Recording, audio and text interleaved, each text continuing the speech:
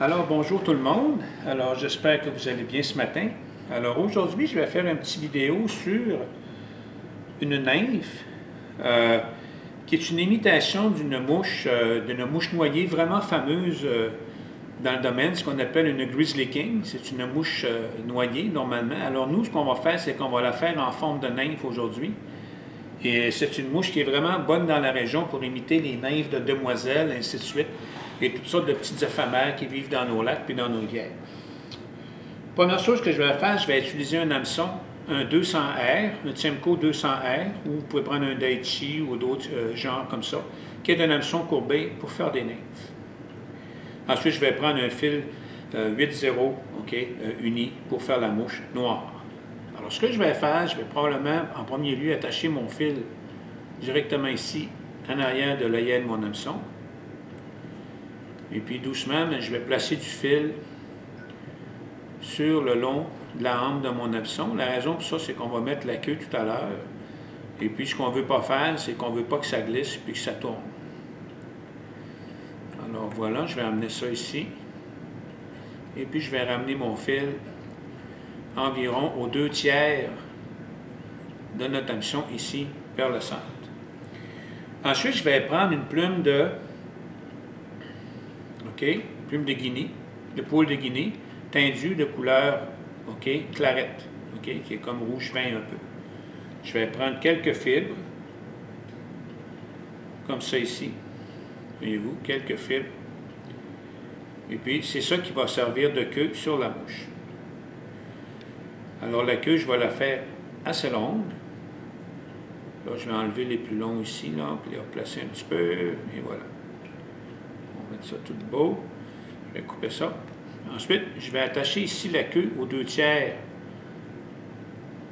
en avant, en tenant la queue dans mes mains, pour pas qu'elle tourne alentour de l'hameçon, puis je vais l'amener ça jusqu'en arrière. Voyez-vous, je l'ai faite assez longue, à peu près 1 demi-pouce de long. La queue fait une grosse différence dans la mouche, alors quand elle est trop courte, elle n'a pas l'effet qu'elle a. Je ne sais pas pourquoi, mais nos poissons dans notre coin, ils aiment le rouge, spécialement le rouge vin. Alors, la couleur de cette queue-là fait une grosse différence. Ensuite, je vais ramener mon fil, ici, où est-ce que j'ai commencé notre mouche. Ensuite, ce que je vais faire, je vais prendre du fil de laiton, du fil de laiton, celui-ci est fait par Ultrawire, c'est la compagnie en SCTC aux États-Unis.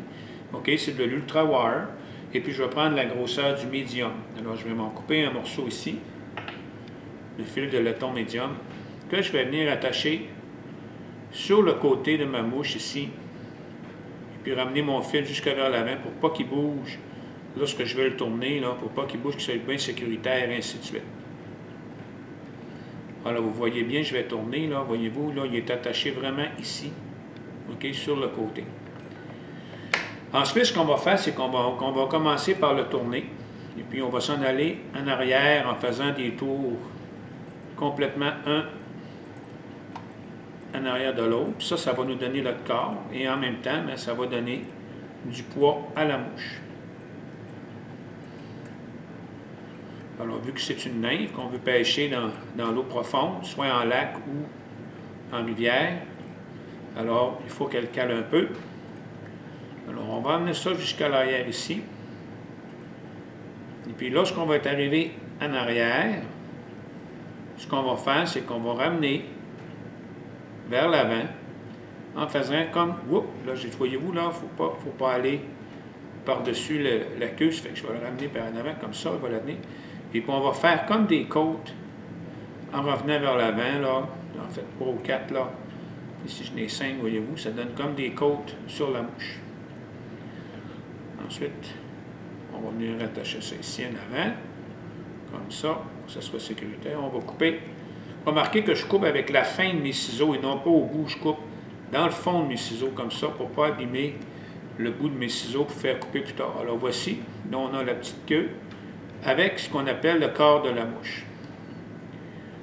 Ensuite, la prochaine étape qu'on va faire, on va sécuriser ça un peu, c'est qu'on va se prendre un petit peu de tincelle perle, ou du mirage pour faire l'élite. L'élite, c'est le dos de la nymphe.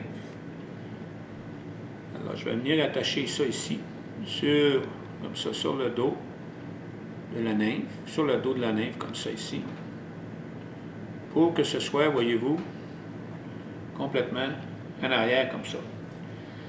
La prochaine étape, on va prendre de la chenille, ça s'appelle une nouvelle chenille Peacock, ok? Alors, je vais prendre du médium dans ce cas-ci. Alors, je vais m'en prendre un tout petit peu. Je vais enlever quelques fibres ici, là. Puis je vais l'attacher ici, en plein où j'avais attaché. Vous pourriez prendre des plumes de pain, ainsi de suite, là, pour faire ça, là, il n'y a pas de problème. Là, ce que je vais faire, je vais tourner la chenille pour faire ce qu'on appelle l'élite de la mouche. Alors, je vais faire quelques tours. Je vais amener ça vers l'avant ici. Alors, quand je vais avoir fait ça, je vais venir le couper. Vous allez voir que j'ai beaucoup d'espace en avant. Il me reste beaucoup d'espace en avant ici pour travailler. Je vais vous expliquer pourquoi tout à l'heure. Alors là, ce que je vais faire, je vais prendre l'élite et puis je vais le ramener par-dessus. Puis je vais venir, pas tout de suite, oh, excusez, j'ai oublié de mettre mon petit hackle. Alors là, ce que je vais faire, je vais prendre une plume de grizzly, OK? Alors je vais m'en prendre une, mais ça c'est des plumes pour mouches noyées, en effet. Alors je vais prendre une plume de grizzly pour les mouches noyées. On va la prendre, on va tirer dessus comme ça. Voilà. Je vais la couper. On va venir l'attacher ici, sur le côté. Et puis, on va tourner notre hackle pour faire un petit peu les pattes, parce que la Grizzly King, vous saviez qu'il y avait un petit hackle grizzly, là. Ça fait qu'on va tourner. On va faire 2-3 tours maximum. On va ramener ça ici, sur le dessus, puis on va le couper. Comme ça ici. Et voilà. Alors là, la petite plume est mise. Là, je vais pouvoir me ramener mon élite. Là. Ça n'aurait pas été beau, une petite mouche pas de patte. Là. Fait que là, on va baisser les plumes de chaque côté. On va ramener notre élite par-dessus, qu'on va attacher comme ça. Puis ensuite, on va venir couper en avant. Là, vous voyez, j'ai encore beaucoup de place en avant pour la tête. Il y a une raison pour ça. C'est que on va se prendre des plumes de pain. Mais moi, j'aime prendre l'œil de pain pour ça parce qu'il est plus gros, il est plus large. Alors, ça fait une plus belle tête. Alors, je vais m'en prendre une belle, là. Une belle plume ici, comme ça. On va le couper.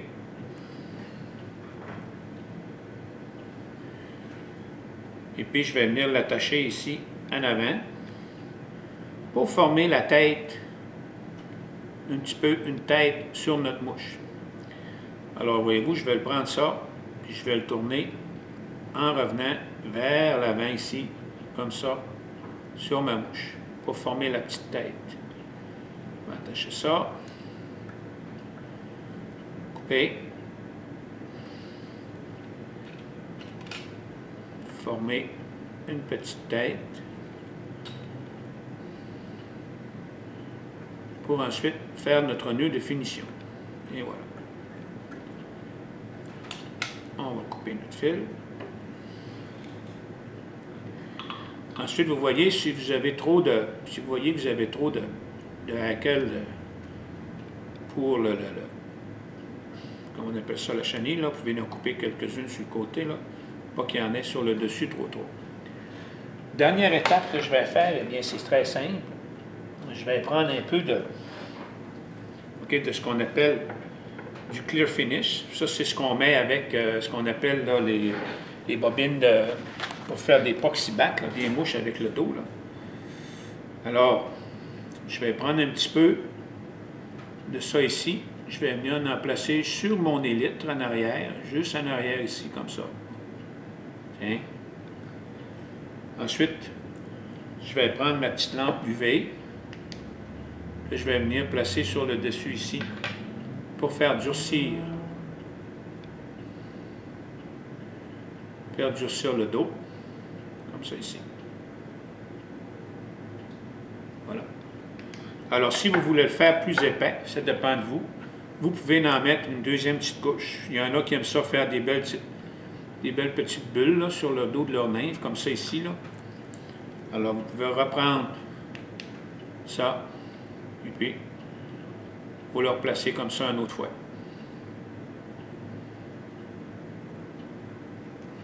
Alors là, quand ça c'est fait, là, on peut prendre un petit peu de colle pour venir placer sur la tête de la mouche. Alors, je vais me donner un petit peu de colle ici. On va venir coller notre petite Grizzly King nymphe.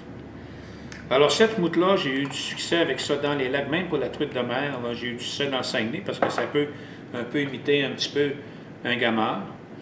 Alors, vous voyez la mouche, ce que ça donne, là. Ça donne une mouche qui est très belle, avec les belles petites pattes en dessous, ainsi de suite, là. C'est vraiment une belle petite mouche, là. Dans l'eau, là, elle travaille très bien. OK, puis ça cale beaucoup. Alors, vous voyez le dos, encore une fois. Alors, d'ailleurs, ça vous donne une petite Grizzly King nymphe. Et puis, cette nymphe-là, ben, je vous le dis, dans la région, elle est très, très bonne. Et puis, c'est une mouche qu'on peut utiliser un petit peu partout, même pour la truite de mer, comme j'ai dit. Pêcher avec des avançons intermédiaires ou câlins, comme vous voulez. Vous pouvez les pêcher à la traîne, et ainsi de suite. Et ça va vous donner pas mal de succès, surtout au début de l'année. Je conseille ça surtout au mois de juin, là, vers le milieu juin jusqu'à la fin juin, avant que les demoiselles éclosent. C'est une mouche qui va vous donner beaucoup de succès. Alors là-dessus, ben, je vous souhaite bon montage.